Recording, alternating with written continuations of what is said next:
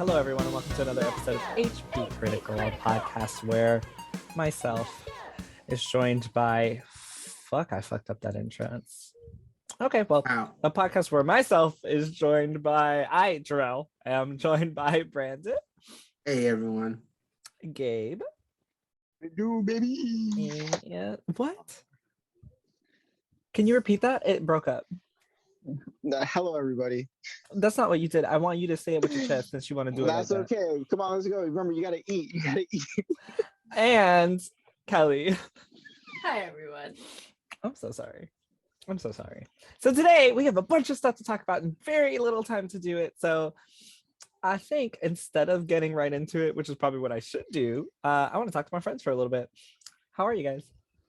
All right, not too bad. It's been a busy week, but it hasn't been too bad all in all. All right, well, pretty good. Yeah. Okay. Sorry. Just working, playing games, hanging out, just surviving, not thriving. Fair. I just entered my 3-week vacation, so I'm happy as hell. Skyrim Anniversary Edition just came out. I'm also happy as hell about that. I don't got to worry about work for the next 3 weeks, so I'm going to be happy for a while. That sounds amazing. That sounds like a great time. I'm going to work tomorrow and probably going to dread it. So enjoy your time off for me. And now that I know that you guys are doing good. Happy to see your beautiful faces. Happy to hear your wonderful, magnificent voices. I think last week we talked about, it doesn't matter what we talked about last week because we are moving forward into the future.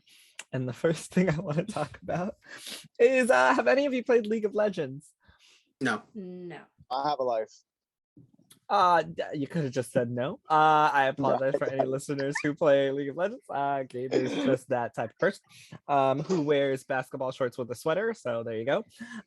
That's just stylish. Enough that you need to know. It matches. Anyway, Arcane Jinx. You guys know Arcane Jinx, though, right? I do now, thanks to your lovely article. That you put on a few days ago. That you can find at hpcriticalgaming. Yeah. So Arcane Jinx, the character from League of Legends, is now coming to Fortnite. I would ask how y'all feel, but y'all don't give a shit because none of you play League of Legends. So I'll just go ahead and move on. Nintendo has promised to improve and expand their Switch Online service. So I know that I have the service. I believe both Brandon and Gabe also have the service. Kellie, do you have the service? No. Wait, are we talking about Nintendo Switch Online regular or the expansion pack? I'm just talking about base regular service. Okay. In general. Yeah. I'm not specifying anything. Gotcha. So, as mentioned, this article is from IGN.com, written by Jared Moore. It says, the publisher says it's striving to provide services that satisfy consumers. As we have talked about on this podcast before, people have been pretty upset with the outcome of the Nintendo Switch online expansion pass, because, from people saying that it costs too much, it's not giving enough for the return. And by people, I mean me. I'm the person who said it costs too much and it's not giving enough for in return for what it's charging. Essentially, Nintendo is promising to improve and expand their Switch Online service. So I want to ask you guys who are owning the service what it is that you would like to see Nintendo do to improve and expand the service if you had a choice. Yeah, top of the list is just like stability improvements. I think that's just pretty much what everybody's been asking for, because I will say that later games, I don't know what they're doing to make the online service a little better, but it's working. Like Mario Party Superstars, unless you're playing with somebody that's out of the country, it's a really good experience. So something like that, I guess would be start. Just like stability improvements would just help a lot. As far as like content that they're offering, they definitely charge, even though I'm personally enjoying it, they definitely charge too much for the expansion pack for what you're getting. The first step, I guess, is just to add more to that ASAP, because the content that is there is just not going to be enough. A lot of people have been hoping that, they add more DLC packs to the expansion pack, kind of like what they did with Animal Crossing, but like more. Like, for example, if the sequel to Breath of the Wild comes out, has an expansion or DLC expansion pack, and then that gets included with a pack. You know how many people play Zelda? That's going to be a big deal right as it is. Just more content to justify the increased price, because for a lot of people, it's just not enough right now. Like even after all of the N64 games get added and the Genesis games get added, it's just not going to be enough for a lot of people, which is perfectly fair. It's, you know, you're essentially paying $50 a year for, you know, a lot of retro games, and that's just not for everybody, and I get it.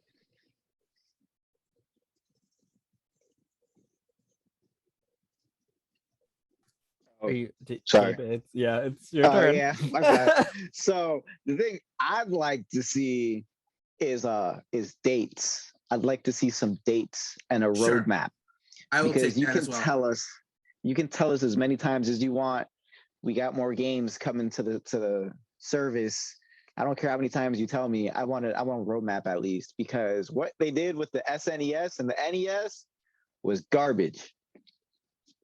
I don't know if other people feel the same way, but I know Brandon's one of the people that felt like they were bottlenecking the shit out of that. I 100%, dude. So here's the thing: when they were doing just the NES games, it was a tad better because we were getting those once a month. We were knowing what games what we were getting, which is a shame, but we were at least getting them once a month. But as soon as Super Nintendo games, it became a drip feed of like, who knows when games come out? Just to keep on the lookout. And then you're just going through and like, man, when the fuck are they adding new games? And then suddenly at 9 p.m. on like a Tuesday, you'll be like, hey, here are these games coming out. And the further along they did with that, the more obscure the games went, which again, good content for doesn't hold up, but I know that's not great content for like the consumer, for the people who are like waiting for your Earthbound or your Super Mario RPGs. They just started getting, it was actually getting hilarious, just like how far deep down the well they're going as opposed to the ones that people were actually asking for. Yeah. And that's my other thing. I feel like they should definitely, you know, listen to what people want more than what they think should go out there. Like I know Nintendo is notorious for doing that, but I don't want games I don't really care about coming. Like, not that the general public doesn't really care about. Like, yeah, you're gonna have your couple of fans who are gonna be like, oh my gosh, can't believe I get to finally play the game again. But give us things we want. And I guess the other thing I'd want to see is, like Brandon said, is online stability. I've had no problems with Super Mario Superstar, surprisingly. I definitely thought that I was gonna struggle to play one game on one of the boards, but honestly I've played about, I think, 6 full games as of today, and they've all run like pretty. I think there was one hiccup once in like my 3rd game, but yeah, online stability, because you know I still play Smash online, and it'd be great if I didn't have lag as an excuse to determine why I suck and I'm losing. But yeah, those 2 things, or 3 things: dates, roadmap, stability. Honestly, give me a roadmap. But I do want to talk a little bit about some stats for the Switch that I think are pretty interesting, because they just had I believe it was their quarterly meeting. I'm not sure. I'll tell you in a bit. But and I'm going to read quotes from this meeting. It says, what is important is that our consumers continue to play Nintendo Switch in ways that fit their lifestyle. That is why, in addition to short-term play data, we also value indicators that look at the numbers of users who play during long periods. And they have this really awesome graph of age distribution of annual playing users. And it also includes the types of games that they're playing. And I can't show you the graph, but I can tell you a little bit about it. And between the age of the highest consumers on this graph are between the ages of 20 and 30, which I thought was really interesting, because yeah, I know I can show you guys. I'll send you guys a picture of it. But 20 somethings between the age of 20 and 25, those are the highest player age distribution of annual playing users of the Nintendo Switch, which I thought was really, really interesting. It also says an underlying premise is that Nintendo Switch users who play games have already purchased both a system and a software. This means that the indicators for this behavior differ in nature from indicators, for example, of the number of active users of services that can be started for free on smart devices. So essentially what they're saying is, we're encompassing more people, because most people who are playing these, as mentioned, already have a Switch. They already have the software. So it's not the same as, like, I use Final Fantasy XIV, for example. When you're counting the amount of players, they're not including people who are playing the free service for the first 2 expansions, for example. This is also hold on, let me go back up to it. It's the second quarter financial results and corporate management policy briefing for the fiscal year ending in March 2022. Sounds kind of boring, but it's got some really interesting stuff in here. We're looking at net sales for the Switch, the hardware sales as well. And Animal Crossing New Horizons drove hardware sales significantly in the first quarter of 2021, which is this year. We're in 2021, right? Sure. Yes, Did sir. something happen with Animal Crossing at the beginning of this year? I mean, nothing major. There's always been like Oh, minor there's- updates that are barely like what's up? There's the Mario thing. That's right. The Mario event. Oh, for so the I guess everybody anniversary. logged back into Animal Crossing to get those pipes. That's true. Those pipes are anyway. But yes, question. yeah. Question really quick. No, stop raising your hand. Zoom. Sorry. My Animal Crossing people. The Mario stuff was limited time, No, right? it's free No. forever. You can go buy it right now. But Yeah, you can get it right now. well, I was gonna ask, do I have to have resident halls? I know this is completely off topic. I'm so sorry, but you guys are right here. Do I have to wait for like resident hall to be built or something? Because you have to get it from the ABD, the little ATM inside of the resident hall. So, Okay. Okay, because I tried it now while the tent was up, and they were like, no. Okay, thank you. While sales for the Nintendo Switch hardware in the first half of this fiscal year were 8.28 million units, a decrease from the last fiscal year. In the first half of the year, more than 40% of the consumers who began playing Nintendo Switch in Japan, the US, and Europe chose Animal Crossing New Horizons as their first game. While there was not a single title like Animal Crossing New Horizons driving hardware sales significantly in the first half of the fiscal year, consumers purchased hardware alongside various titles, and the sales volume exceeded that of the fiscal year before last, which is 2020. I just thought this was very interesting that people are buying Switches to still play Animal Crossing in 2021. There's a cumulative sell-through that has surpassed 90 million units, which includes the OLED, the original Switch, and the Switch Lite. And it looks like the Switch is shifting to a new business stage, so we'll see what happens from that. But those are just some very interesting stats for the Nintendo Switch. I know a lot of people are getting back into playing Animal Crossing. Never mind, I'm not going to make promises on the podcast, but what I am going to do is move on to the next topic, which is Endwalker. Final Fantasy XIV's Endwalker has been delayed by 2 weeks. It is now coming out December 7th with early access beginning on December 3rd. And the reason that I want to bring this up is because not only do Kellie and I play Final Fantasy XIV, even though we haven't played together in a very long time because someone's been too busy. I won't say any names. Yeah, Jerel, stop being so fucking busy. I've been playing by myself. Okay. You're playing? Oh, yes. You said that, aren't you? Yes. Just message me. Jeez. I've been playing by myself, and I'm like, none of my friends are on. What did you say, Gabe? Okay, so something that I want to talk about significantly about this interaction is this was revealed during the live letter. The original release date was November 27th. I don't know. Kellie, do you remember the original release date? 23rd. I think it was the 23rd. But honestly, a lot of games are coming out around that time, so that could be Battlefield that I'm thinking of. I see. I see. I don't remember. I know that it's been delayed 2 weeks. So 2 weeks before December 3rd. And December 7th is the original release date, sometime in November. But this is very significant because first, I want to ask you guys, today is November 11th, right? So the game would have been coming out essentially in, I believe, 2 weeks from now. Right. This is a very big decision to delay a huge game 2 weeks before its release. How would you feel if you were anticipating a title and a company delayed a game 2 weeks before its release? And in this specific situation, this is an MMO, and usually what happens is that people take paid time off, they clear time, they clear their schedules specifically so that they can play 24 hours into launch with their friends, be the first to do raid content, etc., and so on and so forth. How would you feel if a game that you were anticipating, specifically an MMO, was delayed 2 weeks before its release? I feel like we didn't Cyberpunk before its original release go through a similar thing where it was like there was a game we not definitely an talked MMO though, and it's also not as popular.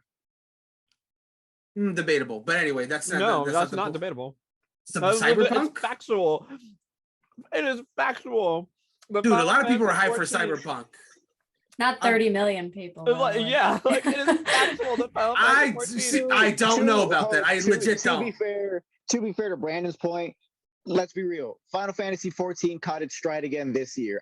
Sure, I'd say absolutely. that I'm not. This isn't for argument's sake, but I do believe that at the time that Cyberpunk was coming out, its terms of popularity and excitement does rival kind of where Final Fantasy is now. I'm not saying it's more popular, which one's not. I'm just saying at that time, maybe.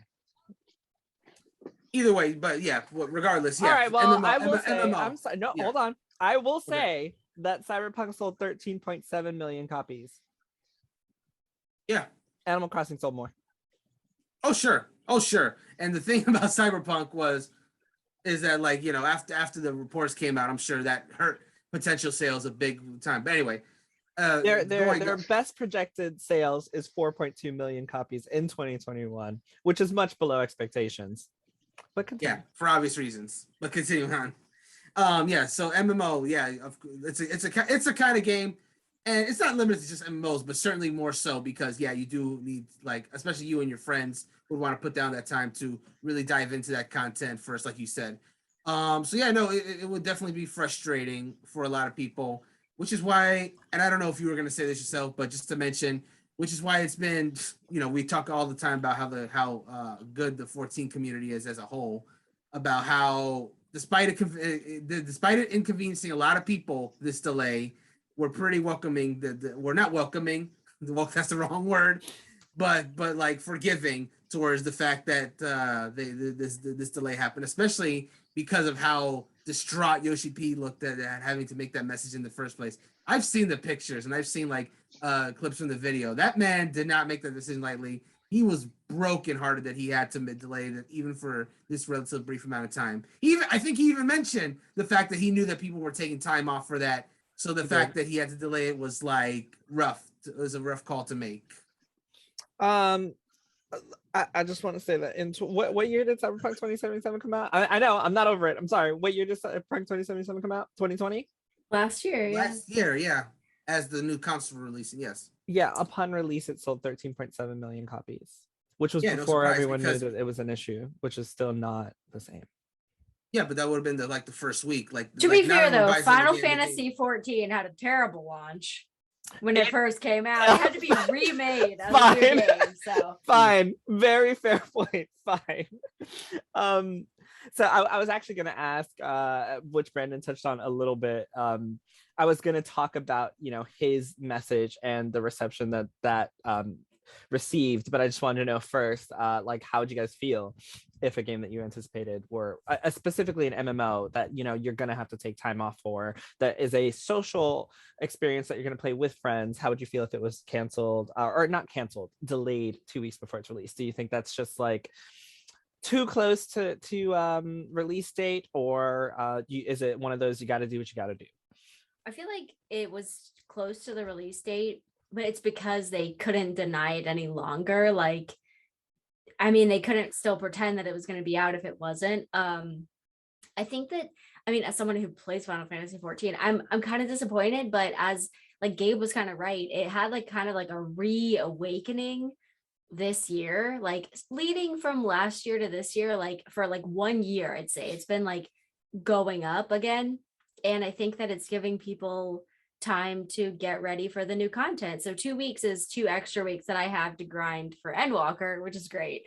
But at the same time, like there's people, like actually I had this Twitter interaction with someone, and they've put like 215 days in the game, like 5,000 hours. They've leveled up every job, every skill. And I'm like, okay, that person doesn't want to wait 2 more fucking weeks. You know what I mean? Like they've done their time, in Azkaban. They're like ready. But like someone like me, I don't really care that it was delayed. I just want it to come out well. But then again, like I wasn't like, I'm not at Endwalker knocking at the door like, let me the fuck in. I'm not ready. I'm still in fucking Stormblood. I just started it because I haven't been playing because so many fucking games are out right now. Holy shit. it's really hard to decide. I mean, Jurassic World Evolution's out. I'm obsessed, of course. I love to let the dinosaurs eat people. It's great. But yeah, I mean, I'm kind of disappointed that it got delayed 2 weeks, but then again, I'm not really the person who should be disappointed because I'm not even there yet. And the But reason I said no, but if it was an MMO and I was ready, I would be pretty sorely disappointed because like imagine like that's what you're looking forward to in 2 weeks, and then now you have to wait 2 more weeks. I'd be a little disappointed. Yeah, and the reason that I wanted to specifically mention MMO, not only because it's a social experience, but also there's a stage that you hit once you've completed all the content, right? Like there's nowhere else to go. Like you can continue to do the same stuff over and over, but until that expansion pack comes out, you can't progress. So it's like if you're anticipating this moment that you finally get to move within the story, I've heard that Shadowbringers is the best story so far, and people are super anticipating Endwalker. Everyone's already completed the end game raid to the point that it's like one of those that you can run super quick if you get the right group. Like we've capped on content, so once you cap content, people are paying monthly for this, so they need something. So I think for me, I understand where the frustration would come from, because if I were at like capped endgame, I would probably cancel my subscription until Endwalker came out, right? Like that would be the smartest thing to do, because I'm just going on doing the same dailies over and over for absolutely no reason. I would also be disappointed. It's funny because my Twitter was like, there were two sides to this. One of them was, oh my God, I'm so upset. I hate this, man. This is so unfair. Like, yeah, it was pretty bad. Like, I took time off for this. I can't get time back. This is trash. The other side was, Yoshi P, we love you. We totally understand. It's okay. Take your time. Finish what you need to finish. Like, so it was very interesting to see. Whoa. It was very interesting to see just that dynamic on my Twitter feed. When I was looking at that. Gabe, how would you feel specifically for an MMO? So to get into your mind spaces and not just say I don't care, I'm gonna think of this if it was. You could say. I'll say no. Well, the thing is, I do, but like I want to, usually I start with like I don't care, but so. Okay, say for example, they were going to release, what is it? Dragon Quest X, I believe, is the MMO for the Dragon Quest series. Yeah. Zoom, I swear to God, if you say I'm going to raise my hand one more sorry. So say if they were going to release that finally over here in the West, and then 2 days out, I've done this before for large games, like I think Dark Souls 3 actually called that a work. And then 2 weeks later, they're like, oh well, sorry, we got to push the release, until 2 more weeks, and then someone doesn't want to give me my shift back at work. I'd be a little mad, but again, I kind of have the flexibility that I'm assuming most people don't when it comes to work. It's like, you give the day off and now you're stuck not playing your new game, but also losing out on money. Rip. Yeah. So I think that's like, sometimes I understand why people get a little mad. It's like, well, shit, dude, you just cost me whatever amount of money that I'm making for this day. Yeah. But if I was capped out, I definitely feel like since I've been playing, well, sorry, now we're switching back to if this was a running MMO. Final Fantasy XIV, for example.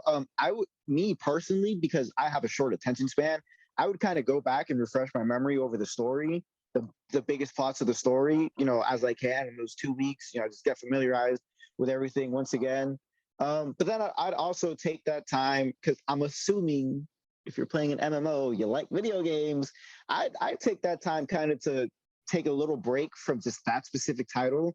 So when I get to grinding, I don't tire myself out with the same, title over and over again, if you know what I mean. I take that, for example, Jerel, if it was you and say you had that free time, I would go and I'd play, I'd finish Breath of the Wild, Tales of Arise. If it was Brandon, I would finish Tales of Arise. Brandon's not playing Tales of Arise. If I was Kellie, I'd build up my park in Jurassic World Evolution. Okay, there you go. I'd maybe get back into Ark, which is another game that's live time. Aww. And deal with that. But I kind of give my mind a little bit of a break of that title before I jump right back in. But that was if that was me. No, yeah. That totally makes sense. And then the next thing that I was going to say about this subject is exactly what Brandon touched on, which was so during the live letter, Yoshi P, the game director and producer, did come out and say that it was going to be delayed. But as Brandon also mentioned, he also said, that he was extremely sorry. He was actually tearful on stream because he understood the impact that this would have to millions of players who are waiting to play this game. And he also mentioned not he mentioned, like Brandon said, that he understood that people are taking off of work and this was a very big decision, and they had actually just made the decision the Friday before the live stream, and they waited last minute just to be sure that this is what they wanted to do. But he also said that for him, this project is his baby. He's been working on it for 11 years, and for anyone who doesn't know, Endwalker is actually going to be the end of this story saga. So it's not just like a continuation of an MMO. It is literally the end of the story as we know it. And for anyone who's been playing for 11 years with the same NPC characters that you have these relationships with, it's going to be a big freaking deal once you get to the end, especially because Shadowbringers is such a lauded title. And he basically just said that he wants to make sure that this game is perfect. And for him, that means giving them 2 more weeks. And I, for one, completely respect the reasoning, but also I was around during the the Stormblood release, and they were having some server issues. It was not great when the game first came out because so many people were trying to play it. Now they have even more people playing, and they had to add another data center and a server. And not only that, but they're also going to be introducing world travel, so we can travel from different data centers on different servers. So there's so much stuff that's going to be going into patch 6.1 when you look at Final Fantasy XIV, and they need to make sure that shit works because they have a dedicated player base, but they also have people that are going to 100% jump in with the free trial as soon as Endwalker comes, so they can get a chance to play with their friends. It's going to be the holidays, like it's literally going to be the beginning of December, so people are for sure going to be playing this game and bringing their friends. They're going to have crazy amounts of people coming from trials. So yeah, they need to fix the shit so it doesn't happen like it did in the last expansion release, because it was almost as bad as I heard that New World was, where you can't even get into Oh my the game. gosh. Yeah, and so I think it's very specific, this situation, when it comes to MMOs, because you got to give people time to be able to give the best experience, because no one wants to pay for a game and then sit at home with time off and then not be able to play it and still not get paid, even though that's going to happen for some people, which sucks.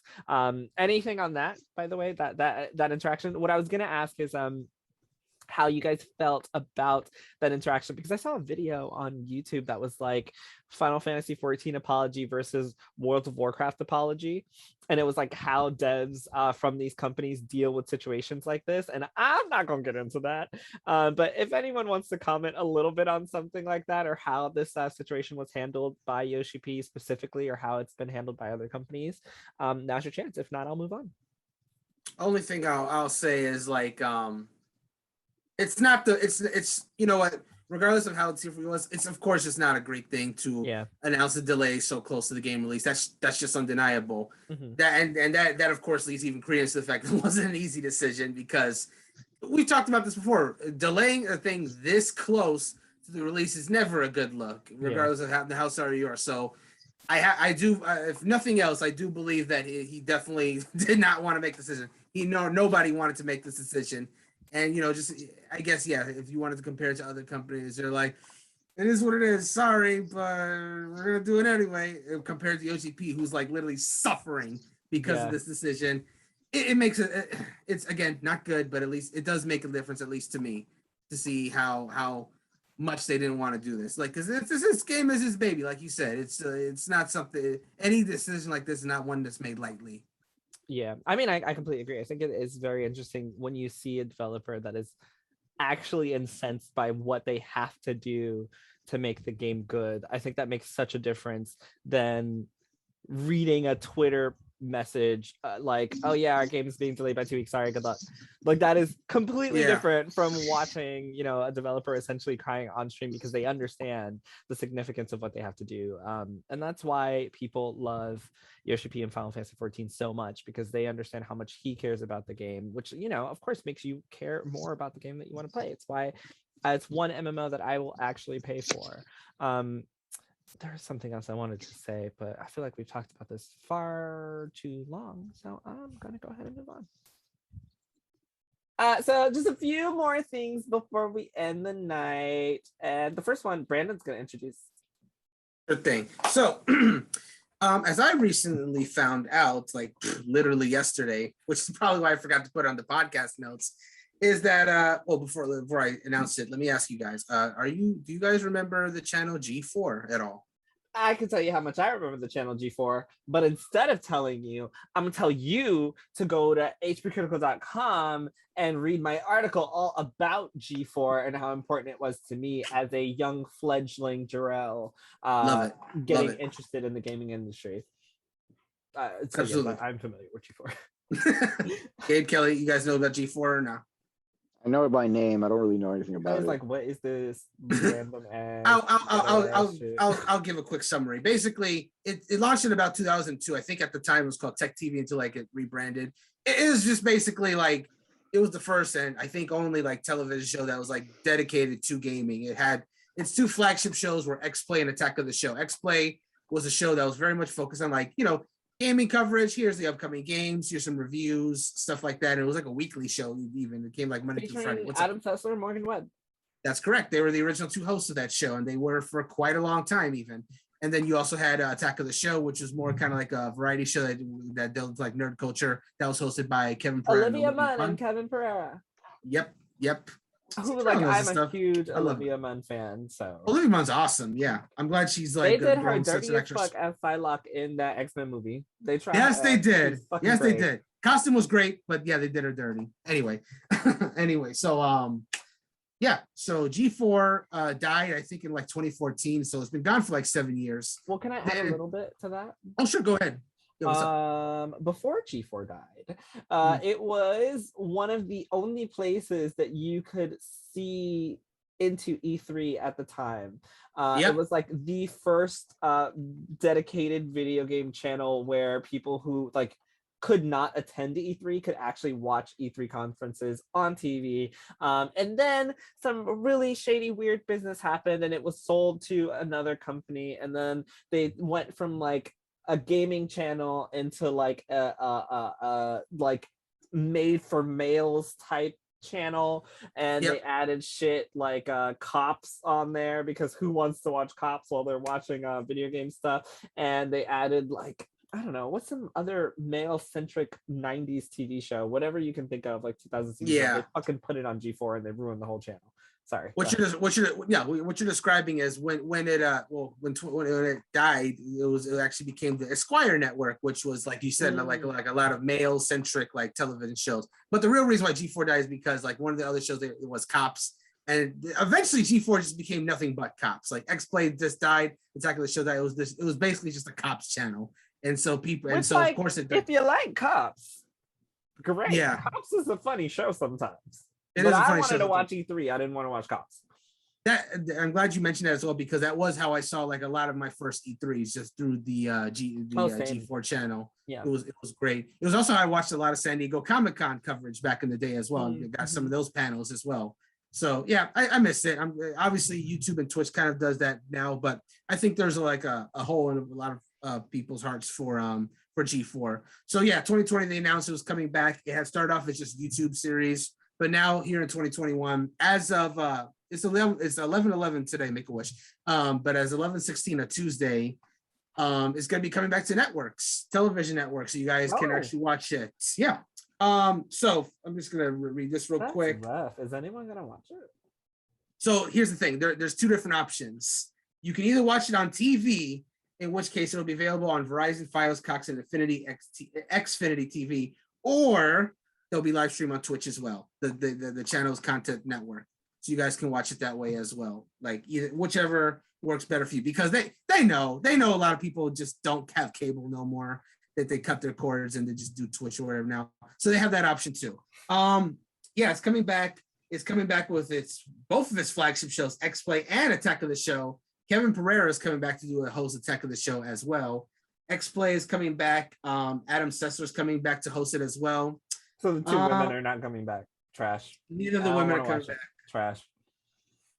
I think they had a few other people like Gerard the Completionist is going to be have a role on G4 content, as well as Xavier Woods, also known as Austin Creed in of wrestling fame. So far, you've mentioned all men. I have mentioned all men, but they're also females. I'm looking for why the hell does this article not have the listing of the women too? I'll find it, but let me finish writing. Oh no, here we go. Kellie's face is like disappointment. I found it. Here we go. Popular Twitch streamers Fiona Nova, rising V streamer Code Miko as well will be joining as well. Like a bunch of white women. A V streamer, a VTuber. That's not a person. Like it's not. That's not a real person though. Okay, anyways, go on. Fiona Nova is not white though. She's the Rooster Teeth girl, right? She works at Rooster Teeth. I believe so. Okay. Yeah, she's not white. Okay. Yeah. Anyway, going back to the content. That was only two women. That's it. That's all I've ever seen. Trash. That's it. We can't watch it. Anyways, the shows. X-Play, Attack of the Show. There's a new show called Boosted, which apparently is like an esports comedy show. Ninja Warrior is coming back. That was another flagship show of G4, the original Ninja Warrior, not the American Ninja Warrior that they have now, but like the original show that was in Japan. They just kind of like. I used to love Ninja Warrior. No, I used to watch that all the time. The original one. It has nothing to do with video. Watch Ninja Warrior, Yes, I feel like you can just watch see. Ninja Warrior without. There's Ninja Warrior and there's kids Ninja Warrior. There's all kinds of shit now. Yeah, I don't care about that. I just care about the original Ninja Warrior. I'm sorry. I'm just trying to read these games. That was actually the other show that I was talking about. They added Ninja Warrior and they added Cops, and I was like, "Don't nobody want to watch this?" But continue. Well, yes, me, I do want to watch it. ESL Gaming. Let me see what this is. GF4 is part of ESL Gaming, the world's leading esports and gaming lifestyle company, to produce and broadcast several primetime esports programs, a first for ESL Gaming in the US and Canada. Okay, and there's a Dungeons and Dragons limited series as well. And this is not on this article, but I only found out about this really late yesterday.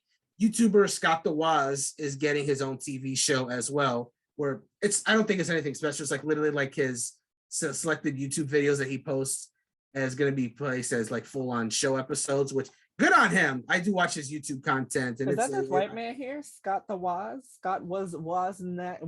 Scott Wozniak, yeah. Wozniak? Yes. His show is called Scott the Waz, and he's been doing YouTube content for a few years. They're good videos. They're informative. They give about? Oh, you're telling me. I'm sorry. Yeah. They give you he goes an esoteric gaming topic where he'll explain this thing, but also have a bit of comedy to it.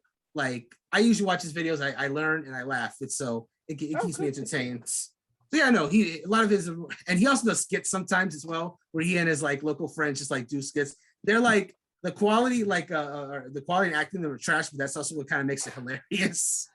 He embraces it with his scripts that he knows it's trash, but he pushes it anyway, and that's what makes it funny. Anyway, yeah, so select videos that he's produced is going to be coming to the channel as well for those who want to watch. Obviously, you don't have to. It's all on his YouTube channel, but it's an option. And that's pretty much what G4 is launching with. I'll check it out for a little bit when it comes back and see if it captures the same magic that it did when I was younger. And if it doesn't, but I think regardless, as something that I grew up with, I'm happy that it's coming back. All right, can I talk shit now? Yeah, go talk shit. I'm only going to talk shit for very specific reasons. One of them is that the creation of G4 TV as it is now in 2020 and 2021 has been, from what I've seen, kind of messy. The way that they're putting things together and the way that they're getting people, even hiring people, the whole process. So I don't know if you guys actually saw when they were looking for content creators on YouTube to join G4. Did you guys see that? I'm pretty sure I retweeted it. As I did. They were literally looking for people on Twitter, content creators to help join G4, which was cool. But after that, the kind of the way that everything was set up was a little bit messy. They figured it out, which is great. So I'm not gonna hate on them for that because they figured it out. Everything looks like Everything looks like it's going pretty good on that front. IGN has a TV show called I don't even know what it's called. It's like the IGN channel. Does anyone watch the IGN channel? It's free No. if you have Samsung Plus and like some other shit. So IGN has the same exact thing. It's the IGN channel where they have all their podcasts are available on the channel that shows they play reviews, they play Watch Mojo shows, I believe sometimes of like the top video games, etc. Sure. G4 TV is going to have to compete in a space that I don't think has room for it. I could be wrong. True. I could be wrong, but everything that was mentioned is all things I could just like. This guy Scott was what's his name?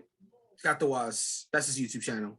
I could just watch Scott the Waz's YouTube channel On his YouTube channel, yeah. The like there's nothing new there. Yeah. Attack of the Show was kind of weird. It was kind of weird. I didn't watch that much. They did some very weird, unconventional stuff sometimes that I was like, what is going on? X-Play is a great example of what G4 should or was, but Adam Sessler's kind of old, which is cool. I'm here for getting my, gaming opinions from an older player because I'm also old. But I'm not really hearing great diversity there, which sucks. I don't know who's co-hosting with him, but from what I have seen on G4, he's been talking himself sometimes, or he's joined by Kevin Pereira, which is cool. But like, one of the reasons I watched was because of Olivia Munn and Morgan Webb, because this was the first TV show that had like prominent women talking about video games. Like, this was not a thing before G4. So it's kind of disappointing to not see very many. I mean, we were unfortunately only able to mention 2 female names. I'm sure there's going to be more, but like, as hosts, it's 2021. Gabe had a lovely little rant last week about how he was uninterested in YouTube going after Twitch because it's been the same thing that we always see. And so far, G4 TV sounds like it's going to be the same thing that we always see. Now, I'm a huge Dungeons and Dragons fan. For anyone who doesn't know, I've been playing a campaign for like 5-6 years now that I've been DMing. And that cast is pretty diverse. The Dungeons and Dragons cast is pretty diverse, which is really cool. But there are also Dungeons and Dragons shows played on Twitch with diverse casts that are already there that I could also watch. And I could also just watch this on Twitch. I'm just kind of like, why is it a channel? I guess I don't understand why this is a channel. I feel like it's not a standout enough to be its own channel. I feel like G4 can post all of these on its Twitch and be just fine. I think it's cool that it's a channel. Like, I think it's great. It's a free channel, right? It better be free. Don't tell me it's like cable. Like, it's a free channel? I think if you have those like providers, it should be free. Because, okay, like, for example, the IGN channel is, I know it's free through Samsung Plus. So like, if you have a Samsung TV, you hook it up to the internet, you get the IGN channel for free. Like, something like that, sure, there's no reason to retract from it. But putting any of this content behind a pseudo paywall of a cable company, I don't see it. I just don't see G4 having what it needs to be a standout. And hopefully I'm wrong. Hopefully they add some more diversity, they add some more women. They really make X-Play and Attack of the Show these things that are not just something that's us going after them for nostalgia. Like, I don't know. I don't know. I as a nostalgia head, I'll probably check it out, but I'm really not that interested. But I am actually interested to see, Gabe or Kelly, if any of that sounds like something that you would watch. I mean, you guys lost me like way towards the beginning of the conversation. Well, I just don't know who's got like the time. I already barely have time to play games and do my job and have personal hygiene or eat food. So I don't know how I'm going to fit in some show that I never heard of now.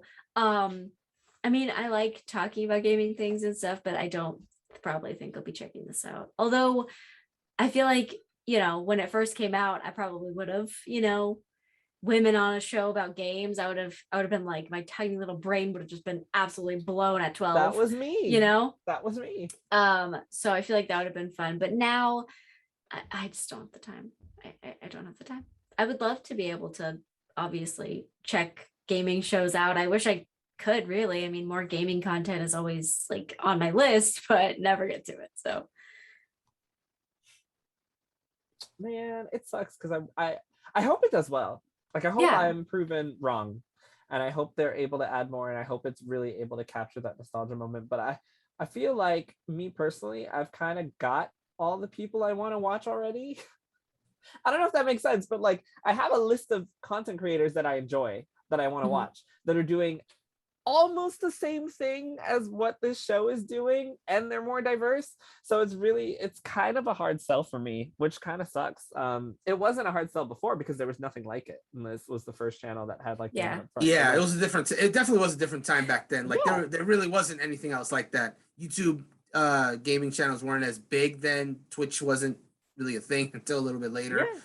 This really was the only way you could like this TV network was really the only way you could capture like all this gaming content in a big way. And now they Yeah. do have to compete, so it's harder.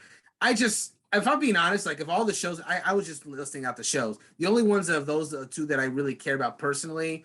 The Scott the Was, I might check it out, but again, it's on YouTube. I don't really need to. The only two where I'm like really interested in is X Play because I used to watch that like all the time, and Ninja Warrior. But even they said it's gonna be like reruns of like the original Ninja Warrior, like none of the new stuff that they're doing now on like other networks. So I'll watch like a few of those just to like see, oh, I didn't see these episodes, and then it'll probably just be X Play for me if I'm being perfectly honest. Like a lot of the other G4 stuff is like Even without Morgan Webb. Morgan Webb was a big part of it, and it's a shame that it doesn't seem like she's coming back. But I'm hoping that whoever Adam Sessler's new co-host will be someone that is will be someone that is good. I don't know. Well, I have to see. It better be a Honestly, woman.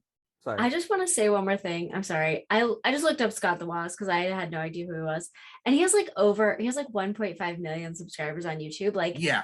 why does this person need another platform? Show? Like, why? Like, there are so many content creators that would like kill, like average, For that mid-tier, opportunity, like, yeah, that would do really well with this opportunity and would like do like deserve it. Like, you already have a really successful YouTube channel. Why are you then taking up another avenue that could be used for someone else? And the same thing with all these people, like, you clearly know their names. I guess nobody would watch G4 if it wasn't people that they knew, but like, They knew, yeah. there's so many streamers and like content creators that you could use here, and you're just using like someone who's already got a huge platform. I sometimes feel like this is a slap in the face to people who could use this as like a step up for themselves that like people know. But I would love to see like some of my fave people get like a huge opportunity like this, if it's successful. If not, forget I said anything. But Yeah, if it works honestly. out, great. If not, whatever. No, I kind of agree with that. I think that anyone who got it probably deserves it. Like, I don't want to take that away from anyone. But I 100% agree with Kellie, because I know that they held those like open calls on Twitch because I retweeted them and I saw them myself, right? So like, I know people who, like, I personally know people who applied for those places and positions. So it is kind of disappointing to know that someone with 1.5 million YouTube followers or subscribers is the person that was chosen to be a part of this, when I know people that are just as deserving, that don't have the platform, that could use the step up and get paid for the content that they're doing, because a lot of these people are not getting paid for that content. And specifically, the only thing I disagree with that Kellie said was that G4 comes with its own name, right? Like, people who watched it before are probably going to watch it again. It does come with Adam Sessler, who was one of the originators of G4. So it's not like a bunch of nobodies. Like, people are going to watch G4 just because it's called G4. So I mean, I do agree. Of course, the more names that you know, the more people are probably going to tune in. And of course, you want to make money because, like, you need to make money to sustain, to be able to make a TV show. Like, of course, I get that. But you already do kind of have some. G4 does come with a name of its own. So I do think that it does suck to miss so much opportunity there for something that is basically already out. Kellie just made me like it even less. Good job, Kellie. Thanks, Kellie. I'm here. The last thing I want to talk about. Okay, so there's an article at thegamer.com titled, "I quit the game immediately. Trans players respond to Forza Horizon 5's dead naming." Forza Horizon 5 addresses you by the name on your Microsoft account, but for some trans players that has unexpected consequences. This is by AZ van der Velde. And I'll read you a quote from the article. Many returning Forza players were surprised when Forza Horizon 5 greeted them by name. The game pulls pulls it from your Microsoft account so that it can properly say hello. However, for some trans players, this feature has led to the game dead naming them, a painful experience. It sucked and it was jarring. Melody told me over Twitter, you have a few mandatory bits to play before you can actually change it. I'm not too familiar with the menus, but a lot of the customization is separated from the menu options, so I wasted a lot of time digging when it was elsewhere. For new players, the game asks you for a name and nickname, but returning players don't get this chance. I was pretty shocked. One player who asked to remain anonymous told me, I enjoyed the intro sequence and was having a lot of fun, but hearing the announcer call out my dead name completely blindsided me. I quit the game immediately and was close to just refunding it on Steam. I really wanted to play with my friends, so I cooled down a bit and spent an hour trying to figure out how to reset my save to remove any chance of it dead naming me again. I just wanted to reset my save so my dead name wasn't on it. I changed my name in my Microsoft account to something it couldn't voice and tried playing the game again as normal after resetting my save. Doing this led to the bug appearing. Now the game calls them by the name of the last NPC they spoke to. The game didn't handle it gracefully, I guess. It doesn't seem to affect gameplay at all, so I'm fine with it. Forza Horizon 5 has implemented some great accessibility settings and also included the option for players to be able to pick their pronouns, body type, and voice. Its character creation system is what Cyberpunk 2077 promised to be. It's disappointing then that the potential for dead naming was not considered when the greeting feature was implemented. For the player who ended up restarting their game, it just takes the shine off of it. Quote, I'm really disappointed that they messed up something so basic, but crucial to many people's enjoyment of the game. So, now that I've read that out loud, a little bit of a sensitive topic. You don't have to respond to this at all if you don't want to. Feel free to not respond to this. But I just want your initial thoughts on hearing this situation from Forza Horizon 5 and what people have had to deal with.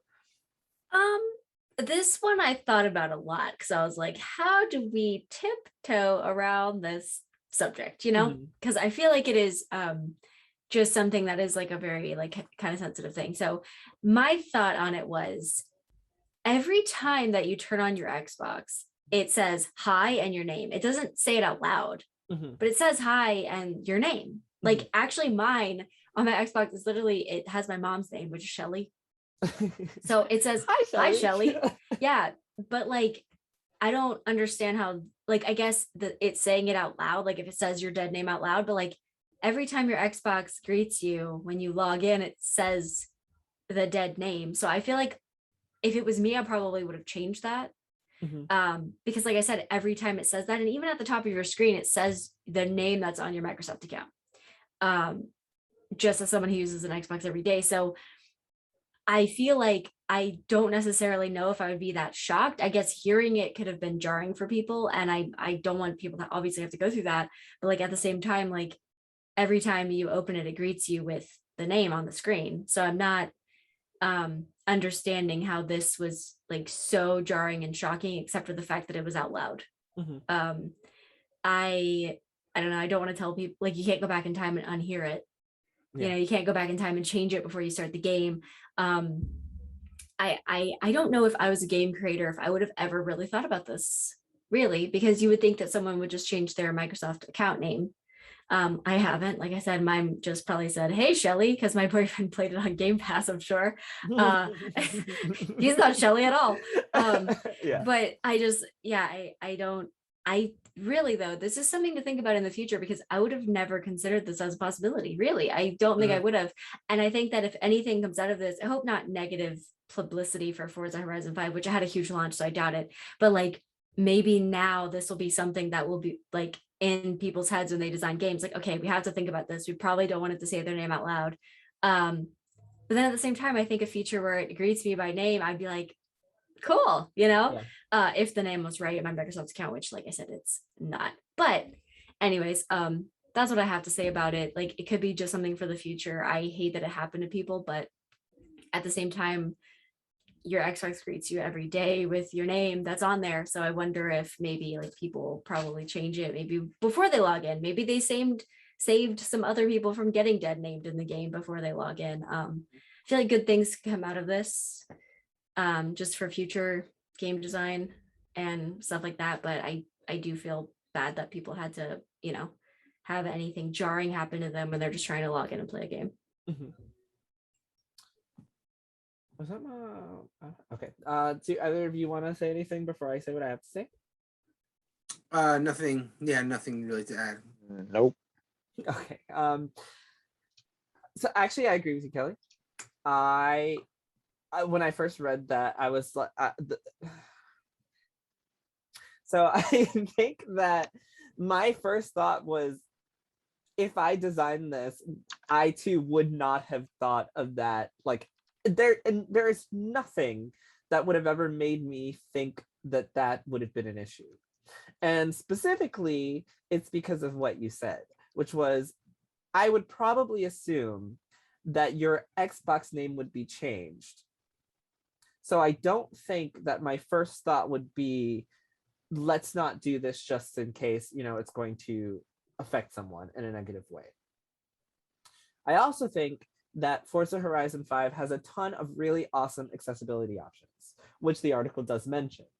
It also mentions that you're allowed to pick your body type, your pronouns, etc. So obviously the team working on Forza Horizon 5 spent time to add these tweaks to ensure that the most amount of people could be represented in the proper manner.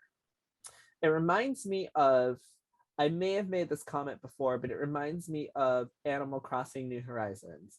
So in Animal Crossing New Horizons, you get messages from your mom. Some games since the launch of New Horizons have decided to add a toggle that allow you to not receive messages from your mom, because specifically, if you have a bad relationship with your mother, if your mother passed away, maybe seeing a letter in the mail from your mom every day is something that could be a jarring experience, right? I don't remember what I said about that when we brought it up, but this reminds me of that. And in the nicest way possible, I want to say that I think that people try their best, and we have to learn to respect their best, even if their best is not what works for us. And by that, I don't mean that it's okay to go around and be racist and homophobic and sexist and misogynistic or do anything purposely to hurt someone else. But when I look at Animal Crossing, I highly doubt that the devs were thinking that people might have bad relationships with their mother, so let's put in a toggle option, right, to not allow you to get messages from your mom. And other games have learned from that, which is great. So hopefully other games are going to learn from the situation with Forza Horizon 5, which is also great. But it's really hard for me to fault the Animal Crossing developers for that, for something like that, because it can affect a lot of people. It can affect a few people. It may be a big deal to some. It may be like not a big deal to others, right? Like I can tell someone, like, how do you feel about the fact that Animal Crossing addresses you as like your mom sending you letters, and someone's like, oh, I think that's adorable. I think that's cute. I think that's great. And someone else could be like, I had a horrible relationship with my mother. It's not fair. Why would the devs do this? And it's like, is it something that is going to stop you from playing this game? Is receiving letters from your fake mom in this game going to stop you from playing the game because it affects you so much? Is hearing your dead name voiced over going to cause you to reset or return the game? If the answer is yes, I think you have every right to do so, and I think you should. If you like the game that much, and it's something that you can deal with until you can change your name, or if it's something that that it's going to do this now, you're going to mute it at least until you can get past that, or like Kelly said, you now have the opportunity to change it.